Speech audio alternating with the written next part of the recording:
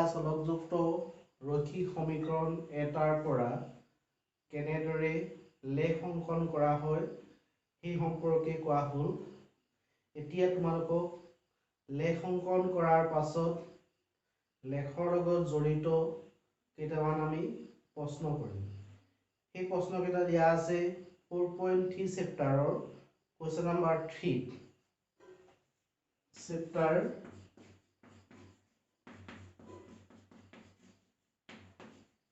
4.3 question number 3 তোমালোকৰ question number 3 সাতটা question দিয়া আছে। তাৰ একেবাৰে শেষৰ আগত কোৱাই হৈছিলে প্ৰথম কেইটা ইয়াত দি থোৱা আছে যদি T4 বিন্দুটো Ty is equal ax plus 7 সমীকৰণটোৰ লেখডালৰ ওপৰত থাকে তেনেহলে এৰ মান নিৰ্ণয় কৰা। তাৰপিছত দিয়া আছে যদি P4 বিন্দুটো 4x plus y equal to 6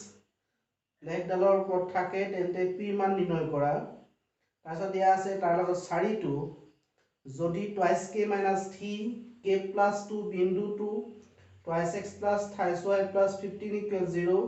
সমীকৰণটোৰ লেখডালৰ ওপৰত থাকে তেন্তে k ৰ মান নিৰ্ণয় কৰা। গতিকে তোমালোকৰ 3 নম্বৰ 1 2 আৰু 4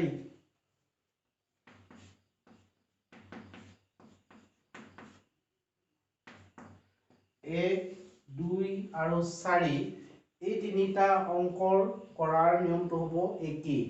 ইয়াত দি থোৱা আছে আমুক বিন্দুটো আমুক সমীকৰণৰ লেখডালৰ ওপৰত থাকে। মই তোমালোকক 3 নম্বৰৰ কৰি দিছো 4টো যিহেতু twice k minus 3 k plus 2 বিন্দুটো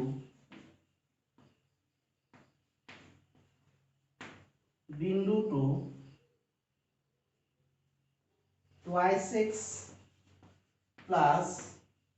thrice y plus 15 is equal to 0 সমীকৰণৰ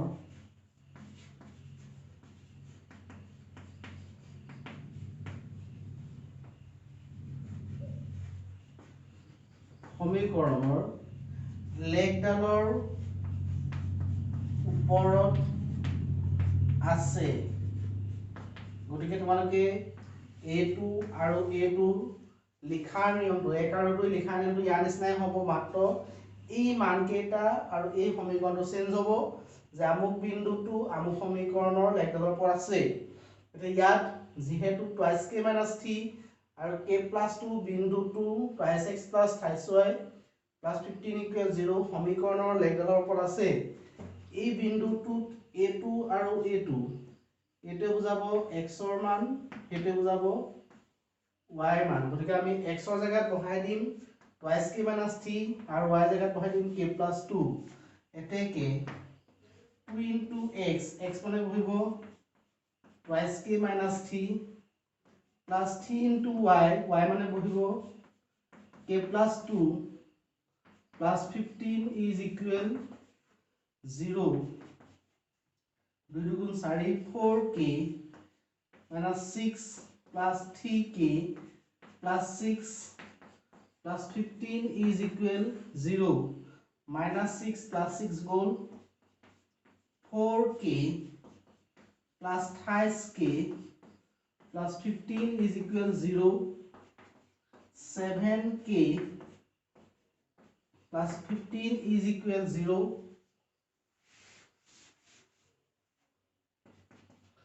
7k is equal minus 15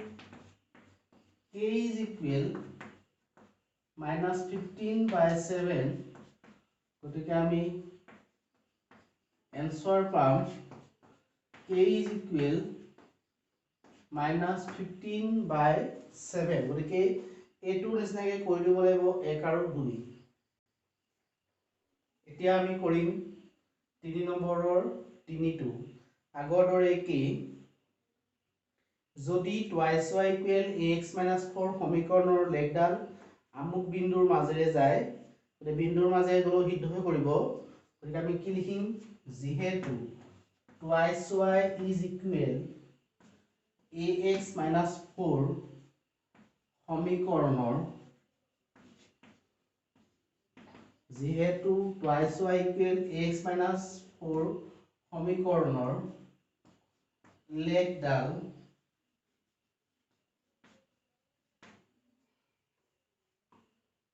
1,2 বিন্দুৰ মাজেৰে যায় এতেকে 2 into y মানে 2 is equal a into x মানে 1 minus 4 2 গুণ 4 a minus 4 side এফালে লৈ আহিলে 4 plus 4 equal a 8 equal a answer ওলাব a equal 8 গতিকে আমি 3 নম্বৰৰ ইতিমধ্যে 4 টো কৰা হ'ল 3 কৰা হ'ল 1 আৰু 2 কবলৈ দিয়া হৈছিল তাৰপিছত কৈছো মই 3 নম্বৰ 5 টো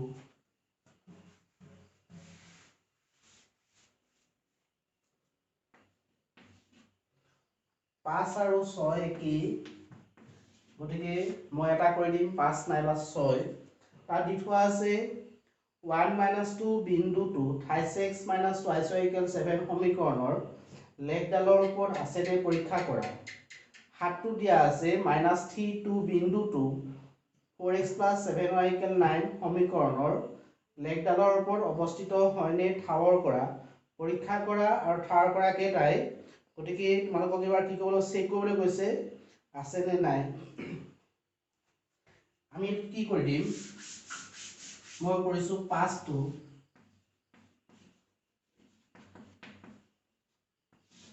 দিয়া আছে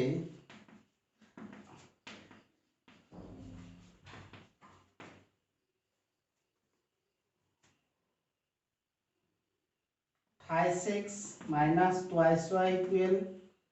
7 আৰু ক্ৰমিক যুগল দি থোৱা আছে 1 minus 2 আমি যে সমাধান হয় নে নহয় কৰিছিলো হেতু কৰোতে আমি বামপক্ষ লৈছিলো তাৰপা মানকেইটা বহাই দিছিলো যদি সোঁপক্ষ ওলাই সমাধান হয় এতিয়া যদি সোঁপক্ষ ওলাই এই বিন্দুটো ইয়াৰ লেখৰ ওপৰত থাকিব আমি কি কৰি দিম left hand side 6 minus twice y 3 into 1 minus 2 into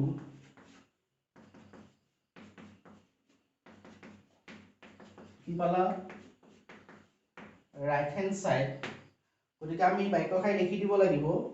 1 minus 2 বিন্দুটো 26 minus twice y equal 7 সমীকৰণৰ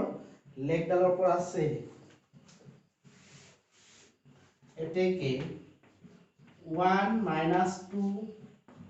বিন্দুটো 26 minus twice y equal 7 সমীকৰণৰ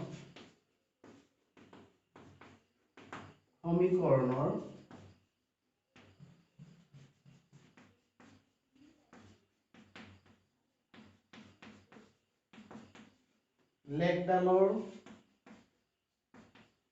ওপৰত আছে এটো নিচাকে কৰি দিবা 6 টো আৰু একেবাৰে হেকৰ হাতটো খুদিছিলে কি শৰ্তত x plus by plus c equal 0 rd সমীকৰণৰ লেখডাল মূলবিন্দুৰ মাজে যাব আমাৰ শৰ্ত আছিল c equal to 0 গতিকে তোমালোকৰ এগিলা কৰি দিয়া হ'ল পিছৰ কেইটা তোমালোকৰ আকৌ আমি আঁকিব লাগিব গ্ৰাফ গতিকে পিছৰ ক্লাছত আমি আকৌ গ্ৰাফ অংকন কৰিম